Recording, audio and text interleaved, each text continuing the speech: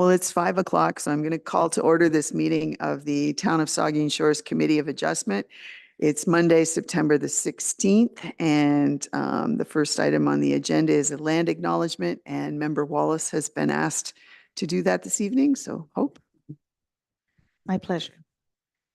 We acknowledge that we are meeting on the traditional lands and treaty territory of the Saugeen Ojibwe Nation, which consists of Chippewas of Saugeen and the Chippewas of Nawash unceded First Nation. We understand this land holds immense significance to the people of Saugeen Ojibwe Nation. We appreciate those who live and work alongside of us today and who continue the traditions of their ancestors. And stewards of the land we are privileged to inhabit. We thank them for the contributions that they have made to both caring for the land and shaping this community. We commit to the truth and reconciliation, to acknowledging the truth about what happened to the Indigenous people because of colonization, and to the reconciliation which begins with each and every one of us. As local government and public organizations, we are dedicated to learning about Indigenous cultures, to foster a better relationship with the First Nations and their people, and we commit ourselves to actions that move us forward on a path to healing along with the Saugeen Ojibwe Nation. Thank you. Next on the agenda is a disclosure of pecuniary interest. You can declare now or at any time.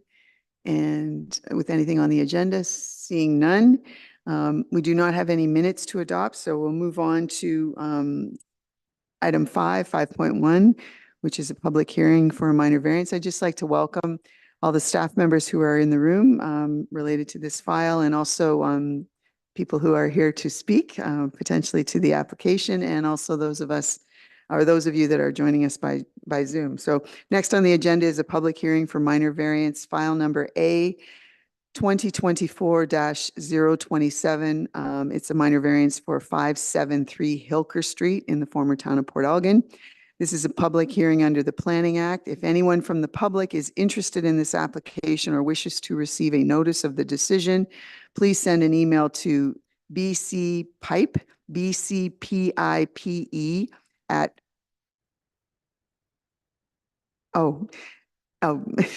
see, it looks like an I to me. BCPLPE at brucecounty.on.ca. Thanks, Candace. First, we're going to receive a report from the county planner, Jake Boesfield Bastido, and I will ask Jay to speak. And if you can make sure the mic's turned on, that'd be great. Thank you.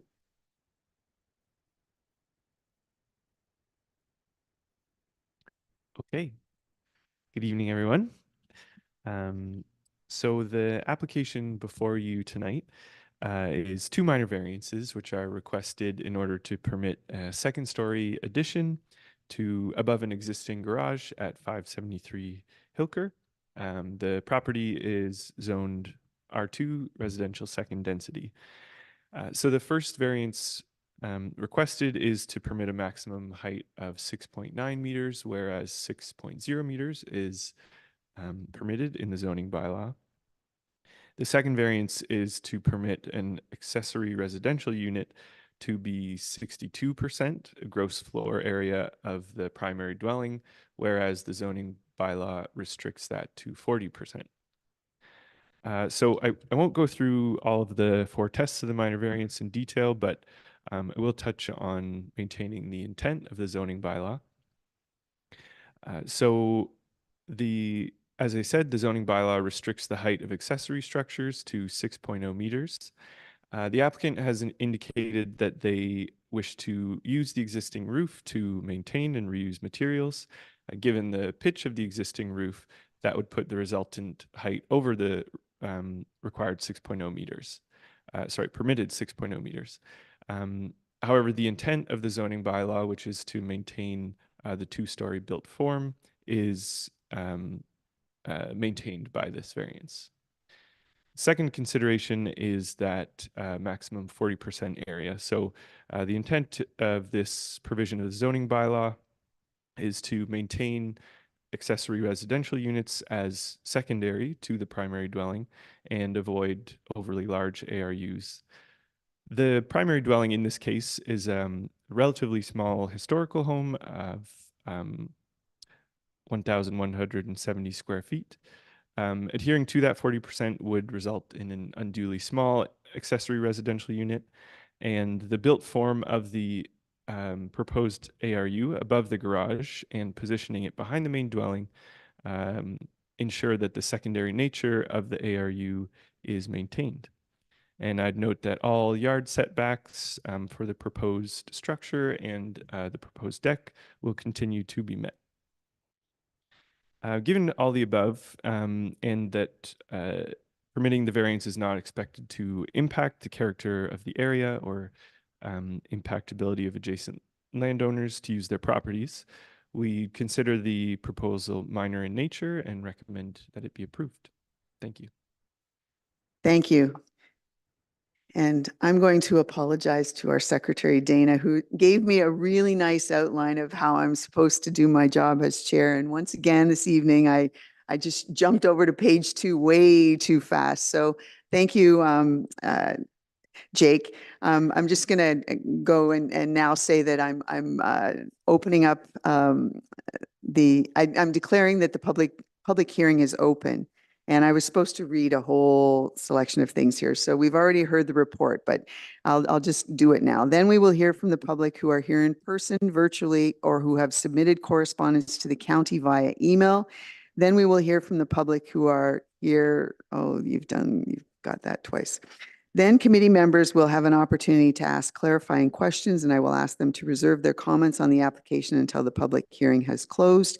And members of the public are advised that the right to appeal the decision on this application is limited to specified persons and public bodies as defined in the Planning Act, or the owner or the applicant of the land subject to the amendment who have provided oral or written comments to the committee on the application before the decision is made. So we have had the report. Thank you very much for the report. We will now hear from members of the public. And I don't know, we have one member of the public. I believe she's the applicant, Anita Idema. Would you like to speak?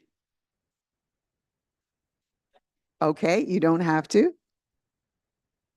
That's okay.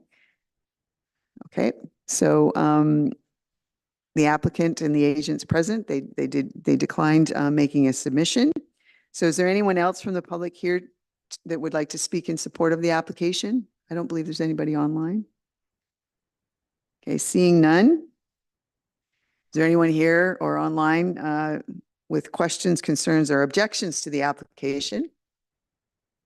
Seeing none. Are there any written submissions that were not already discussed in the planning report presentation, or are there any oral submissions that were received? Chair, there are none. Thank you. Do any committee members have clarifying questions for the planner, for the applicant, or the applicant before we close the public hearing? Are there any questions from anybody? You're all being very helpful tonight. Anything from you, Mike? Okay. I have a comment later. Question. Okay. I will now declare the public hearing to be closed, and the committee will now discuss the application. Are there any comments from the committee members on this application?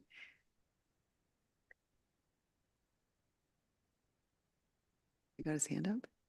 Mike, did you want to make a comment? Question. Okay, Vice Deputy Mayor Myatt. Thank you, Madam Chair. Jake, just for clarification, with the additional residential unit, if this was approved, can you just refresh my memory about parking with an additional unit like this? What's the requirement for parking with additional residential units for number of spaces? One or two for this additional unit? I apologize. And is there space? Is there room? I guess is my question. Sure. I apologize. I don't have the answer in front of me. I'm wondering if any town staff would have that answer. Through you, Chair. Yeah. The answer is only one additional parking spot is required per ARU. And we can answer this question, but I'm assuming there won't be street parking. They will have to park in the existing driveway for that additional unit? Through you, Chair, can I direct this to the applicant if they feel comfortable? You should. speak in front of- Hi there. It's actually a concrete, two parking, actually there could probably, you could park three there. But there's a piece of land beside, the driveway to the east side that is going to be, again, concreted and made into extra parking. Right, that's So the that doesn't, answer. it doesn't, yeah, it doesn't impact my parking. That's the And answer they here. can I was have their looking- own, yeah, they can have their own, completely their own parking area. Thank you. That's the answer I was looking for. Thank you. You're welcome. Anything else, Vice Deputy Mayor Myatt? No, I'm fine. Thank you. Okay, anybody else?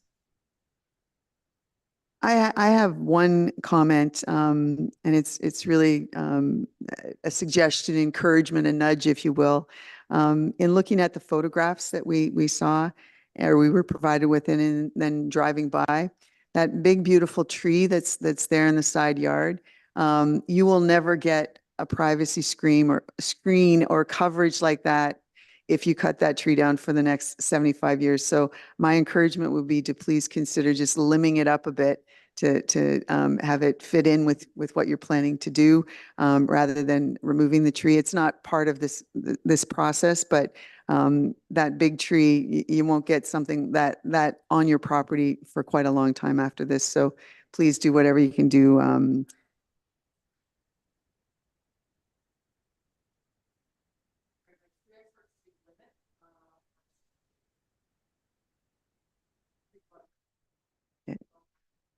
And yeah, and Vice Deputy Mariah, if you didn't hear that, she did, the owner did acknowledge that the tree was staying and that she's got a contractor coming to limb it up and thin out the canopy a bit. It's a 150-year-old tree and appreciate that. Are there any other comments from anybody?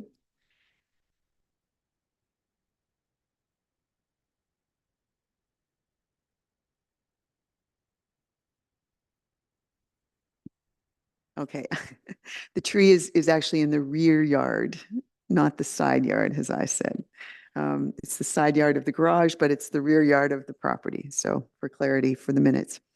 So we have a recommendation before us that the application for minor variance from comprehensive zoning bylaw 75-2006 to increase the maximum accessory structure height from 6.0 meters to 6.9 meters and to increase the maximum gross floor area of an additional residential unit from 40% to 62% of the gross floor area of the primary dwelling is hereby granted subject to the following conditions.